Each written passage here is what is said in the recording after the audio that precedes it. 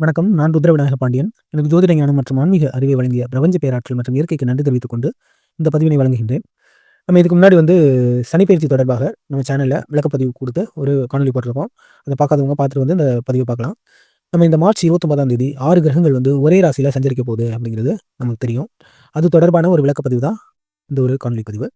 இப்ப பார்த்தீங்கன்னா, உங்களுக்கு பொதுவா இப்ப மீன ராசியில ஏற்கனவே பங்குனி மாசத்துல சூரியன் மீன ராசியில தாங்க இருப்பாரு. புதனும் அங்கே தான் இருக்காரு. சுக்கிரனும் அங்கே தான் இருக்காரு. இப்போ ராகு அடுத்த பெயர்ச்சி மே மாசத்துக்கு மேல தான் அவரு மீனத்திலிருந்து கும்பத்துக்கு போவாரு. அதனால இந்த 4 கிரகங்களும் அங்கே தான் இருக்கு. இந்த சனி பெயர்ச்சிக்கு அப்புறமா மார்ச் 29க்கு அப்புறமா சனியும் அங்கே போறாரு. அப்ப 5 கிரகங்கள். சந்திரன் 2 நாட்கள் ஒரு ராசி கட்டத்துல பயணம் பண்ணக்கூடிய ஒரு கிரகங்க. அதுவும் சரி, அதனால இந்த 6 கிரகங்களும் ஒரே ராசியில பயணம் பண்ணுது. இதனால எப்படிப்பட்ட பாதிப்புகள், அதனால எப்படிப்பட்ட தொந்தரவுகள், பிரச்சனைகள், இல்ல நல்ல பலன்களா, தீய பலன்களா அப்படிங்கிறத பத்தி அனைத்து ராசிக்கும் நம்ம பார்த்து தெரிஞ்சுக்க போறோங்க. இப்போ இப்போ உள்ள காலகட்டத்தில சந்திரன் ஒரு 2 நாள் இருந்துட்டு அடுத்து போயிருவாரு. அதாவது மார்ச் 29னா 30, 31 அந்த காலகட்டத்தில அடுத்த ராசிக்கு பயணம் பண்ணிருவாரு. சூரியன் அடுத்த மாதம், அதாவது சித்திரை மாதம் ஏப்ரல் 13, 14 அந்த தேதி காலகட்டத்தில தான் அவரு மேஷத்துக்கு போவாரு. இப்போ நிச்சயமா அதுவரைக்கும் பார்த்தீங்கன்னா, மே 14 வரைக்கும் பார்த்தீங்கன்னா, ஏப்ரல் 14 வரைக்கும் 5 கிரகங்கள் ஒரே ராசியில இருக்க போகுது. அதுக்கப்புறம் மே மாசம் 7ஆம் தேதி புதனும் உங்களுக்கு மேச ராசிக்கு போயிருவாரு. அப்ப 4 கிரகங்கள் கிட்டத்தட்ட ஒரு 2 மாதம் ஒரே ராசியில பயணம் பண்ணுது. அது எப்படிப்பட்ட தாக்கத்தையும், பாதிப்புகளையும் ஏற்படுத்தும் அப்படிங்கிறத பார்த்து தெரிஞ்சுக்கலாம். பொதுவா எத்தனை கிரகங்கள் தான் இருந்தாலும், அதுல வலிமையான கிரகமா கருதப்படுவது ராகு தாங்க. ராகு மற்றும் நம்ம வாழ்வியல் சார்ந்து அதிக பலன்களையும், அதிக பிரச்சனைகளையும் கொடுக்கக்கூடிய ஒரு கிரகம்னா அது சனி. அது நல்ல பலன்களாக இருக்கட்டும், தீய பலன்களாக இருக்கட்டும், அதை கொடுக்கக்கூடியவர் சனியாக தான் இருப்பாரு. இப்போ அதுக்கப்புறம் குரு பயிற்சி என்ன நடக்க போகுது, அதெல்லாம் பத்திய விளக்கத்தை, பயிற்சி பலன்களை பிறகு பார்க்கலாம். இப்போ இந்த 6 கிரக சேர்க்கை எப்படிப்பட்ட பாதிப்புகளையோ, நன்மையோ அது கொடுக்க போகுது அப்படின்னு தான் நம்ம பார்த்துக்க போறோம். இப்போ 6 கிரகங்கள் இருந்தாலும் அது மீனத்துல சஞ்சரிக்குது. மீனத்துல சூரியன் இருக்கிறதும், புதன் இருக்கிறதும், புதன் அந்த இடத்துல நீச்சமாக இருக்கின்றார் அப்படிங்கிறதையும், அதேபோல சுக்கிரன் அந்த இடத்துல உச்சமாக இருக்கின்றார். சனி வர்றப்போ பார்த்தீங்கன்னா, அவர் தன்னோட ஆட்சி நிலையிலிருந்து சாதாரண நிலைக்கு அவர் அந்த இடத்துக்கு வர்றாரு. ராகு பார்த்தீங்கன்னா, அவர் எப்பவுமே எந்த கிரகத்துல, எந்த ஒரு ராசி கட்டத்துல இருந்தாலும் அதோட பலன்களை முழுவதையும் தன்னை சார்ந்ததாக பயன்படுத்திக் கொள்ள முயற்சி செய்யக்கூடிய ஒரு கிரகம் தான் ராகு. சந்திரன் இயல்பாகவே 2 நாட்கள் ஒரு ராசியில பயணம் பண்றதுனால அதோட எஃபெக்ட் ஒரு பெரிய இம்பாக்ட் கிடையாது. இருந்தாலும் 6 கிரகங்கள் சேர்றப்ப எப்படிப்பட்ட பலன்களையும், தாக்கத்தையும் தரும் அப்படிங்கிறத நம்ம பார்த்து தெரிஞ்சுக்கலாம். இப்போ இத்தனை கிரகம் இருந்தாலும் ராகுவோட இம்பாக்ட் கொஞ்சம் அதிகமா தான் இருக்கும். ராகு, சனி இதோட இம்பாக்ட் அதிகமா இருக்கும் அப்படின்னு தெரிஞ்சுக்கணும். இப்போ மேசத்துக்கு எப்படிப்பட்ட பலன்கள் கொடுக்கும் அப்படின்னா, மேசத்தை பொறுத்தவரைக்கும் பார்த்தீங்கன்னா, அவங்களுக்கு நிச்சயமா ஏதேனும் விரயம், இந்த காலகட்டத்தில அவங்களுக்கு எங்கேயாவது பயணம் பண்ற அமைப்பு இருக்கும். நிச்சயமா ஏதாவது சமூக ஊடகம் சார்ந்து செயல்படுறப்ப, ஏதாவது வெளிநாடு தொடர்புடைய அமைப்புகள்லாம் அவங்களுக்கு நல்ல பலன்கள் தான் கிடைக்கக்கூடிய வாய்ப்புகள் உண்டுங்க. உங்களுக்கு இந்த காலகட்டத்தில ஏதேனும் விக்காத லேண்ட் ஏதாவது இருந்துச்சுன்னா, இந்த ஒரு 2, 3 மாத காலகட்டம் இருக்குல்ல, ஏதாவது ரொம்ப நாள் விக்காம நீங்க ஒரு முதலீடு பண்ணியிருப்பீங்க. வர முடியாத ஒரு முதலீடு இருந்துச்சுன்னா, அது உங்க கைக்கு வரதுக்கான பாசிபிலிட்டீஸ் வரும். அதேபோல பார்த்தீங்கன்னா, நீங்க ஏதாவது ஒரு உயர்ந்த கல்வி, டிகிரீஸ் இது போன்று ம் முதுக அதாவது ஒரு பிஹெச்டி பட்டம், டாக்டர் பட்டம், அ முதுகலை பட்டம் இதெல்லாம் இப்போ படிச்சு அதுக்கான சாத்தியக்கூறுகள் கொஞ்சம் தடைகள் அமைப்புகள் இருந்துச்சுன்னா, அந்த காலகட்டம் சிறப்பாக இருக்கும். அதேபோல நீங்க உயர் வணிகமா இருக்கட்டும், வெளிதேச தொடர்புகள், உங்க வீட்ல இருக்கக்கூடிய முதியவர்கள் யாரேனும் இருந்தாங்கன்னா, அவங்களோட உடல் ஆரோக்கியத்தில மேம்பாடு கிடைக்கக்கூடிய காலகட்டம் சிறப்பாக இருக்கும். பொதுவா அந்த காலகட்டம் மேசத்துக்கு ஒரு நல்ல ஒரு காலகட்டம் தாங்க. அவர் செவ்வாய் 3ஆம் இடத்துல இருந்தாலும் கூட, உங்களுக்கு பொதுவா இந்த கிரகங்கள் வலுவான கிரகங்களா இருக்கிறதுனால, உங்களுக்கு இது போன்ற அமைப்புகள் உயர் வணிகம் சார்ந்த அமைப்புகள், அது போன்ற திருமணம் சார்ந்த அமைப்புகள்லாம் உங்களுக்கு நல்ல யோக பலன்கள கொடுக்கக்கூடியது. ஏன்னா 12ல அவர் நீச்ச பங்க யோகா அமைப்புல இருக்கிறதுனால, உங்களுக்கு நிச்சயமாக கல்வி அமைப்பிலும் சரி, வெளிநாடு சார்ந்த அமைப்பிலும் சரி, அ அதேபோல உயர் வணிகம், முதலீடு அமைப்புகள்லாம் உங்களுக்கு நல்ல பலன்கள கொடுக்கறதுக்கு வாய்ப்புகள் உண்டு. அடுத்ததாக சுக்கிரன் உங்களுக்கு எப்படிப்பட்ட பலன்கள்னா, அவரும் உங்களுக்கு அமோகமான பலன்கள குடுப்பாருங்க. அதாவது ரிஷப ராசிக்கு சுக்கிரன் அதிபதியா இருக்கிறதுனால, அவர் 11ல உச்சமா இருக்கிறதுனால, உங்களுக்கு மிக சிறப்பான அமோகமான பலன்கள் ரிஷப ராசிக்கும் கிடைக்கிறதுக்கு வாய்ப்பு உண்டு. அவர் 11ஆம் இடத்துல நல்ல பலன்கள். நம்ம மேசத்துக்கு பார்த்தோம். மேசத்துக்கு ஏதாவது பிரச்சனை இருக்குன்னா, இளைய சகோதர அமைப்புல பிரச்சனை இருக்குங்க. அதேபோல பார்த்தீங்கன்னா, ஏதாவது நீங்க வாக்கு குடுத்தீங்கன்னா, அதில பிரச்சனைகள் வர்றதுக்கு வாய்ப்பு உண்டு. தேவையில்லாத எதிரிகளை சந்திக்கிறதுக்கான வாய்ப்புகள் உண்டு. அதேபோல பார்த்தீங்கன்னா, உங்களுக்கு வேலை அமைப்புல சில சிக்கல்கள் வரக்கூடிய காலகட்டம். ஏதாவது கடன் ஏதாவது வாங்குனீங்கன்னா, அதில பிரச்சனைகள் வர்றதுக்கான வாய்ப்புகள் உண்டுங்க. இத மட்டும் நீங்க கொஞ்சம் கவனமா பார்த்துக்கணும். மத்தபடி பார்த்தீங்கன்னா, உங்களுக்கு அரசு சார்ந்த அமைப்புகள்ல கொஞ்சம் தடை அமைப்புகள் உண்டாகுறதுக்கான வாய்ப்புகள் உண்டுங்க. உங்களுக்கு ரிஷப ராசிக்கு உங்களுக்கு பார்த்தீங்கன்னா, குடும்ப அமைப்புல சில பிரச்சனைகள் வர்றதுக்கான வாய்ப்புகள் உண்டு. அதேபோல தந்தை சார்ந்த பிரச்சனைகள், கல்வி சார்ந்த தடை அமைப்புகள், பிரச்சனைகள்லாம் வர்றதுக்கு வாய்ப்பு உண்டு. அதே இந்த காலகட்டம் பார்த்தீங்கன்னா, நீங்க காதல் இது போன்ற தொடர்புகள்லாம் உங்களுக்கு சக்சஸ் ஆகாதுங்க. ரிஷப ராசிக்கு காதல் அமைப்புகள் அ பெரிய அளவுல முன்னேற்றம் குடுக்காது. இந்த காலகட்டத்தில குழந்தை பேறு அப்படிங்கிறதுக்கான முயற்சிகளும் கொஞ்சம் தடை வர்றதுக்கான வாய்ப்புகள் உண்டுங்க. மொத்தத்தில ரிஷப ராசிக்கு உங்களுக்கு வந்து நல்ல உயர் வணிகம், வெளிநாடு தொடர்பு இது போன்ற அமைப்புகள்ல நல்ல லாபகரமான பொருளாதார முன்னேற்றத்துக்கான சாத்தியக்கூறுகள் இருந்தாலும், குடும்பம் சார்ந்த, காதல் சார்ந்த, கல்வி சார்ந்த, சில தொழில் சார்ந்த பிரச்சனைகள நீங்க சந்திக்கிறதுக்கான வாய்ப்புகள் உண்டு. அதே நேரம் வந்து பார்த்தீங்கன்னா, அரசு தொடர்பான வாய்ப்புகள் வந்து உங்களுக்கு அமோகமாக கிடைப்பதற்கு சாத்தியக்கூறுகள் உள்ளன. அடுத்தது வந்து மிதுன ராசிக்கு வந்து எப்படிப்பட்ட பலன்களை குடுப்பாரு அப்படின்னா, உங்களுக்கு வந்து இந்த காலகட்டத்தில ரொம்ப கவனமா இருக்க வேண்டியது உங்களோட தலை, ஸ்கின் அலர்ஜிஸ் இது மாரி பிரச்சனைகள், உங்களோட உடல் ஆரோக்கியத்தில இதயம் சார்ந்த, தாய் ஆரோக்கியம் சார்ந்த பிரச்சனைகள் வருவதற்கு வாய்ப்புகள் அதிகமாக தென்படுகின்றன. அதேபோல வீடு, வாகனம் இதெல்லாம் வாங்குறது, விக்கிறது இது போன்ற அமைப்புகள்லாம் உங்களுக்கு சரியா பலன் தராது. உங்களுக்கு வந்து அரசு தொடர்பான வாய்ப்புகள், அரசியல் தொடர்பான முன்னேற்றமான பலன்கள நீங்க அனுபவிக்க முடியும். பல காலமா வந்து நீங்க வந்து உங்களுக்கு நெறையா வேலைப்பாடுகளில் ஈடுபட்டிருப்பீங்க. கடினமா உழைச்சிருப்பீங்க. அதுக்கான அவுட்புட் கிடைக்காம இருந்திருக்கும். மிகப்பெரிய ஒரு அவுட்புட் பலன்கள் வந்து உங்களுக்கு பண ரீதியா, பொருளாதார ரீதியா, அரசு சம்மந்தப்பட்ட புகழ் இதெல்லாம் கிடைக்கிறதுக்கான வாய்ப்புகள், சாத்தியக்கூறுகள் மிகவும் அருமையாக உள்ளன.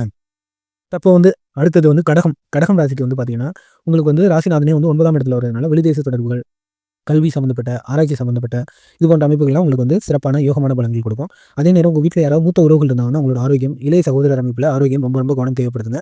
இந்த காலகட்டம் வந்து உங்களுக்கு வந்து சிறப்பாகவே இருக்கும். உங்களுக்கு வந்து அ ஒரு பெரிய ஒரு பாதிப்புகள் இருக்காது. அதே நேரம் வந்து எதிரி அமைப்புகள், தேவையற்ற பயணம், அலைச்சல் இது போன்ற ஈடுபாடுகள் இருக்கக்கூடிய வாய்ப்புகள், சாத்தியக்கூறுகள் உள்ளது. அதேபோல யார்ட்டயும் வாக்கு குடுத்து அ இது மாட்டிக்கக்கூடாத காலகட்டம் இது. யார்ட்டயும் நீங்க சொன்னீங்கன்னா, அதுக்கான பிரச்சனைகள எது நீங்க பேசினாலும் அதுக்கான பிரச்சனை அமைப்புகள் ஏற்படுவதற்கான வாய்ப்புகள் உள்ளது. உடல் ஆரோக்கியத்தில இஎன்டி, காலு இது போன்ற பிரச்சனைகள்ல கொஞ்சம் இதெல்லாம் உடல் ஆரோக்கியம்னு நம்ம குறிப்பிடுறது எல்லாருக்குமே கிடையாது. ஏற்கனவே அந்த உடல் ஆரோக்கியத்தில சரியான அமைப்பு இல்லாதவங்க, ஏற்கனவே உடல் ஆரோக்கியத்தை சரியா கடைபிடிக்காதவங்களுக்கு இது போன்ற பிரச்சனைகள் வருவதற்கான சாத்தியக்கூறுகள் அதிகம் உள்ளன. அடுத்தது வந்து பார்த்தீங்கன்னா, சிம்ம ராசிக்கு வந்து எப்படிப்பட்ட பலன்கள்னா, சிம்ம ராசிக்கும் அதேதாங்க. குடும்ப பிரச்சனை, மூத்த சகோதர அமைப்புல அத்தை, சித்தப்பா சார்ந்த அமைப்புகள்லாம் பிரச்சனை வருது. தாய்மாமா பிரச்சனைலாம் வரதுக்கான சாத்தியக்கூறுகள் அதிகமாக உள்ளன. அதேபோல தனவரவுல கொஞ்சம் பிரச்சனை இருந்தாலும் கூட உங்களுக்கு வந்து பார்த்தீங்கன்னா, திடீர் அதிர்ஷ்டம் வரதுக்கான வாய்ப்புகள் உண்டு. நீங்க எதிர்பார்க்காத ஒரு விஷயம் வந்து கிடைக்கிறதுக்கு, குழந்தை பேர் கிடைக்கிறதுக்கான வாய்ப்புகள் உண்டு. அதேபோல நீங்க மருத்துவத்துறை, இப்போ பாதுகாப்பு சம்மந்தப்பட்ட துறைகள்லாம் வேலை பார்த்தா உங்களுக்கான சாத்தியக்கூறுகள் நன்றாக உள்ளன. அடுத்தது வந்து நம்ம வந்து அ கன்னிராசிக்கு எப்படிப்பட்ட பலன்கள்னா, கன்னிராசிக்கு இந்த காலகட்டம் வந்து அமோகமான பலன்கள் இருந்தாலும் கூட, நீங்களும் பார்த்தீங்கன்னா, உங்க ஸ்கின்னு, தலை சார்ந்த பிரச்சனைகள், சுய புகழ் சார்ந்த பிரச்சனைகள்ல உங்களுக்கு மேம்பாடு அவசியம் இருக்கு. அதேபோல உங்களுக்கு வந்து பார்த்தீங்கன்னா, அரசு சம்மந்தப்பட்ட ஈடுபாடுகள் இந்த காலகட்டத்தில பெரிய அளவு பயனளிக்காது. மிகப்பெரிய பலன்கள்லாம் குடுக்காது. உங்க கணவர் சார்ந்து, திருமணம் சார்ந்த அமைப்புகள் மிக சிறப்பாக இருக்கு. இந்த காலகட்டத்தில நீங்க கல்யாணம் பண்ணலாம். கணவர் சார்ந்து ஈடுபடலாம். நண்பர்கள் சார்ந்து ஈடுபட்டா உங்களுக்கு வந்து வாய்ப்புகள் மிக அருமையாக, சிறப்பாக வந்து சேரும். இவ்வளோ கிரகங்கள் வந்து சேர்றதுனால அது வந்து ஏன்னா 7ஆம் இடத்துல இவ்வளோ கிரகங்கள் வந்து சேர்றதுனால நல்ல பலன்கள் குடுக்குமா அப்படின்னா, நிச்சயமா வந்து சொல்லிற முடியாது.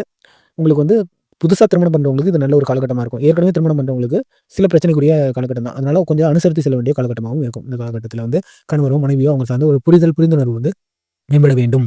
அடுத்ததாக நம்ம வந்து துலாம் ராசிக்கு எப்படிப்பட்ட பலன்கள் இருக்கும் அப்படின்னா, உங்களுக்கு வேலை அமைப்புல நல்ல உயர் பதவிகள்லாம் கிடைக்கிறதுக்கு வாய்ப்பு இருந்தாலும் கூட, உங்களுக்கு வந்து உங்க வீட்ல யாராவது மூத்த உறவுகள் இருந்தாங்கன்னா, தாத்தா, பாட்டி இவங்களுக்கெல்லாம் ஆரோக்கியத்தில ரொம்ப கவனமா ஈடுபடணும். அதேபோல தந்தையோட ஆரோக்கியத்திலயும், தந்தை சார்ந்த சொத்துக்கள் இந்த நேரத்தில வந்து கிடைக்கிறதுக்கான சாத்தியக்கூறுகள் ரொம்ப கம்மியா இருக்கும்.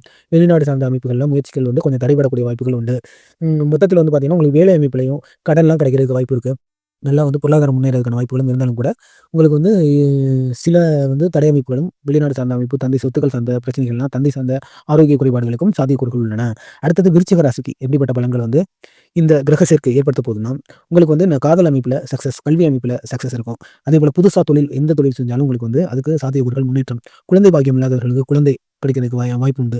அதேபோல நல்ல கல்வி அமைப்பு இருக்கட்டும், தந்தை சார்ந்த ஆரோக்கியம் அதெல்லாம் சிறப்பாக இருக்கும். புதுசு புதுசா கண்டுபிடிக்கிறது, இது போன்ற அமைப்புகள்ல வந்து அதாவது புதுசா நீங்க எந்த தொழில் தொடங்கினாலும் சரி, இல்ல ஆராய்ச்சி போன்ற அமைப்புகள்லாம் ஈடுபடும் பட்சத்தில, அரசியல் சார்ந்த ஈடுபாடு, கலை ஈடுபாடுலாம் வந்து உங்களுக்கு சிறப்பான பலன்களை கொடுக்கும். அதே நேரம் பார்த்தீங்கன்னா, உங்களுக்கு வந்து உங்களோட மூத்த சகோதர அமைப்பு, அத்தை, சித்தப்பா போன்ற அமைப்புகள்ல இருக்கக்கூடிய பிரச்சனைகளை அது கொடுக்கும். அதேபோல பார்த்தீங்கன்னா, உங்களுக்கு விபத்து சம்மந்தப்பட்ட கவனம் மிக மிக அதிகமாக தேவை. இந்த காலகட்டத்தில பார்த்தீங்கன்னா, அ அடிவயிறு சார்ந்த பிரச்சனைகள் வருவதற்கான வாய்ப்பு உண்டு. குழந்தைகள வந்து சில காலம் பிரியறதுக்கு ஒரு ஒரு 1 மாசம் 2 காலம் குழந்தைகள பிரிஞ்சு இருக்கக்கூடிய காலகட்டமாக இருக்க வாய்ப்புகள் அதிகமாக உண்டு. அடுத்ததாக தனுசு ராசிக்கு எப்படிப்பட்ட பலன்கள் வந்து இந்த ஒரு 2 மாத காலம் இருக்க போகுது அப்படின்னு பார்த்தோம்னா, தனுசு ராசியை பொறுத்தவரைக்கும் அவங்களுக்கு வீடு, வாகனம் இது போன்ற அமைப்புகள்ல வந்து நல்ல முன்னேற்றமான பலன்கள், தாயோட ஆரோக்கியத்தில ஒரு முன்னேற்றமான பலன்கள் கிடைக்கும்.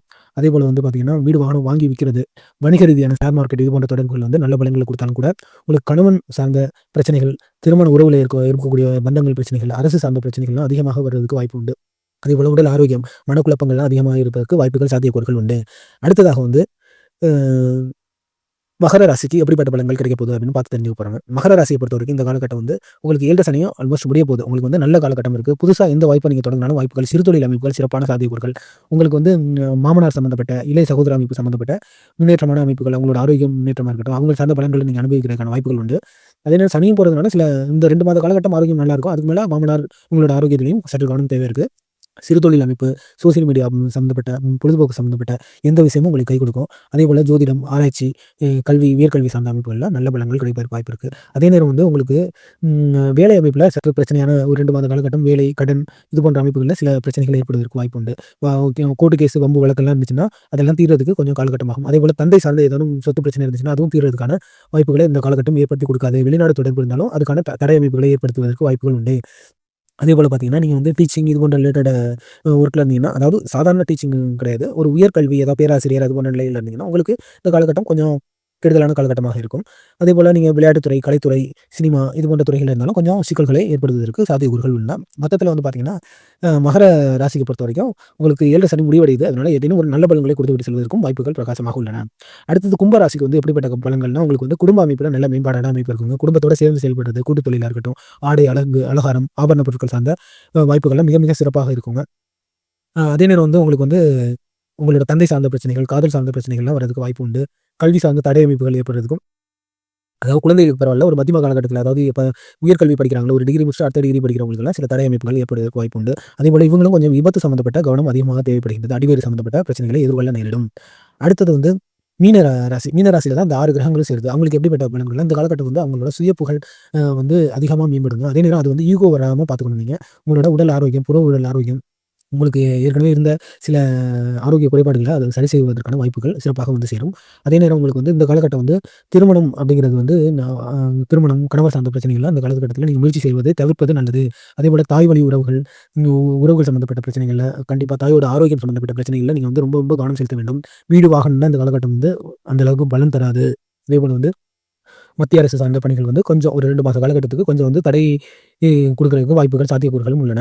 ம் அதே நேரம் பார்த்தீங்கன்னா, உங்களுக்கு வந்து உங்களுக்கு சுய புகழ் மேம்பாடு நல்லாயிருக்கும். உங்கள வந்து நீங்க தயார்படுத்திக்கக்கூடிய ஒரு காலகட்டமாக இருக்கும். சனியும் வரதுனால, இனி வர காலகட்டம் வந்து நீங்க உங்கள மேம்படுத்திக்கிட்டு, அதை சார்ந்து மற்றவர்களையும், உங்க புற சூழலையும் மேம்படுத்தக்கூடிய காலகட்டமாக அமையும். இதுதாங்க இந்த 6 கிரக சேர்க்கை சேர்றதுனால, அ நம்ம மத்த 12 ராசிகளுக்கும் ஏற்படக்கூடிய நன்மை மற்றும் தீய பலன்கள் அடிப்படையான ஒரு தொகுப்பு தான் இது. இது வந்து இயற்கை சீற்றம் இது மாரி ஏற்படுறதுக்கான சாத்தியக்கூறுகள் இருக்குமானா, நிச்சயமாங்க. இது தொடர்பா நான் ஏற்கனவே குறிப்பிட்டபடி சனி பெயர்ச்சி வந்து பார்த்தீங்கன்னா, ஒரு சனிங்கிறது வந்து 30 வருடம் வந்து ஒரு சுழற்சிய கம்ப்ளீட் பண்ணக்கூடிய ஒரு கிரகம். அதாவது ஒரு சுழற்சின்னா அது மேசத்தில ஸ்டார்ட் பண்ணுதுன்னு வைங்களேன், அது மீனத்தில கம்ப்ளீட் பண்ணுது. அடுத்த சுழற்சிக்கு அது தயாராகுது. ஏன்னா ஒரு சுழற்சி ஏற்கனவே இப்போ 30 வருடம் முடிஞ்சிருச்சு. நான் எதுக்காக அந்த சனி பெயர்ச்சி வந்து ரொம்ப வந்து ஆபத்தானது அப்படின்னு நான் சொல்றேன்னா, இன்னும் ஒரு 5 வருட காலகட்டத்துக்கும் கொஞ்சம் கவனமாக இருக்கணும். இன்னொரு கொரோனா மாரி ஒரு ஏதோ ஒரு பொருளாதார இழப்புகளா இருக்கட்டும், பெரிய டிசீஸா இருக்கட்டும், ஏதோ ஒரு இயற்கை சீற்றம், இது சுனாமி இது போன்ற அமைப்புகள்லாம் வருவதற்கு நான் வந்து ஒரு எதிர்மறையாக சொல்லணுங்கிறதுக்காக சொல்லல. இதுக்கான சாத்தியக்கூறுகள் மிக மிக அதிகமா இருக்கு. எதனாலன்னா, அவர் ஒரு 30 வருட பயணத்த முடிச்சுக்கிட்டு அடுத்த பயணத்துக்கு அவர் தயாராகிறப்ப, அவர் வந்து அவரு தன்னை சீர்படுத்திக் கொள்ள வேண்டும். தன்னை சமநிலைப்படுத்திக் கொள்ள வேண்டும். அதுக்காக வந்து இந்த காலகட்டம் வந்து தொழில்நுட்பம் எல்லாமே மலர்ந்த அளவுக்கு பார்த்தீங்கன்னா, இயற்கை சீற்றங்களும் இயற்கை வந்து தன்னை தகவமைத்துக் கொள்ள வேண்டும். இந்த தொழில்நுட்ப மேம்பாடுக்கு தகுந்த மாரி ஒரு சமநிலை வந்து இந்த உலகத்தில ஏற்பட்டிருக்கான்னா, நிச்சயமாக ஏற்படல. அதனால வந்து இன்னும் ஒரு ஒரு 4, 5 வருட காலகட்டம் வந்து நிச்சயமாக ஒரு 20% உலக மாற்றம் ஏற்படுவதற்காக, உலகத்தில பிரச்சனைகள் ஏற்படுவதற்கான சாத்தியக்கூறுகள் உள்ளன. இந்த சனிப்பெயர்ச்சி முடிச்சுட்டு, அடுத்த சனிப்பெயர்ச்சியில வந்து பார்த்தீங்கன்னா, எந்த அளவுக்கு நம்ம தயாரா அதாவது அடுத்த ஒரு 30 வருட சுழற்சி வரும்ல. அந்த சுழற்சியில நம்ம எந்த அளவுக்கு தயாராக இருக்கிறோமோ, இல்லையோ அப்படிங்கிற பொறுத்து இந்த உலகமே வந்து பெரிய மாற்றத்துக்கு உட்படும். ஒரு 60, 70% வந்து பெரிய இயற்கை சீற்றம் அடுத்த 30 வருடங்கள்ல வருவதற்கு வாய்ப்புகள் உள்ளது. இந்த ஒரு 30 வருட காலம் இப்போ முடிய போறதுனால, நிச்சயமாக ஒரு கொரோனா மாரி ஒரு ஒரு பாதிப்புக்கு, ஒரு தடைக்கு நீங்க மக்கள் வந்து தயாராக இருக்க வேண்டும் என்பது வந்து இன்னும் ஒரு அதாவது இப்ப தான் அவர் மீனத்துக்கு வந்திருக்காரு. இன்னொரு 1 வருஷம், 2 வருஷம், இந்த ஒரு 5 வருட காலகட்டம் அவர் மேசத்த விட்டு ரிஷபம் போற வரைக்கும் நிச்சயமாக அவ்வளவு ஒரு சிறப்பான ஒரு காலகட்டமாக இருக்காது. மக்கள் வந்து தன்னை உடல் மற்றும் மனம் சார்ந்து அ தன்னம்பிக்கை, வைராக்கியம் மற்றும் தைரியம், உடல் ஆரோக்கியம் இதிலெல்லாம் நல்ல சிந்தனை, உணர்வுகளை கையாளக்கூடிய திறன்கள்லாம் தன்னை பக்குவப்படுத்திக் கொள்ள வேண்டும். மக்கள் வந்து எதற்கும் தயாராக எதிர்கொள்ளக்கூடிய பக்குவத்தை வளர்த்துக் கொள்ள வேண்டும் என்பதுதான் இந்த பதிவின் மூலமாக நான் கொடுக்கக்கூடிய விளக்கம். மீண்டும் இதுபோன்ற மற்றுமொரு பதிவில் உங்களை சந்திக்கின்றேன். மிக்க மகிழ்ச்சி. வாழ்க வளமுடன்.